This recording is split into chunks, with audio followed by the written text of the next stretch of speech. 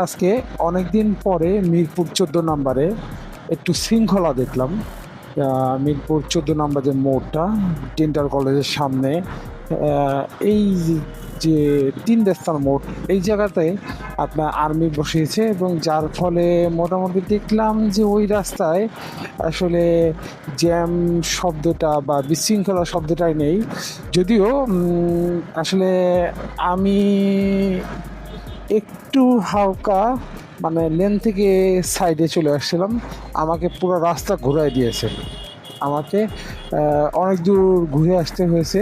তারপরেও আসলে ভাল লাগছে যে যদি শৃঙ্খলা থাকে তাহলে আপনার যতই হোক না কেন আপনার কিন্তু সময় বেশি লাগবে না।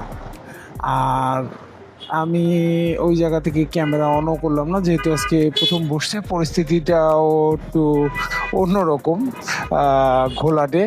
যার কারণে চিন্তা করলাম ভাও ক্যামেরা নিয়ে এই জায়গার ভিডিও করতে করতে আসাটা মনে হয় বোকামি হবে।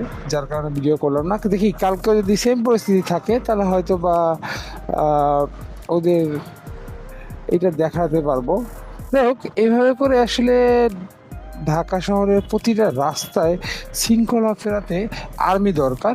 আর যেমন আমার মনে হয় আরও কয়েকদিন মানে সপ্তাহখানেক ধরে আর্মি বেশ অনেক কজন আর্মিকেই থাকতে হবে, বাট আস্তে আস্তে কিন্তু তারা তাদের সংখ্যা কমায় দিতে পারবে। কারণ যখন শৃঙ্খলা ফিরে আসবে, প্রতিদিনই একই জায়গায় একইভাবে করে শৃঙ্খলাবদ্ধভাবে যেতে হবে, তখন আপনার মনে করেন যে ২ জন সেনা সদস্য কিন্তু মনে করেন যে পুরো প্রসেসটা করতে সক্ষম হবে।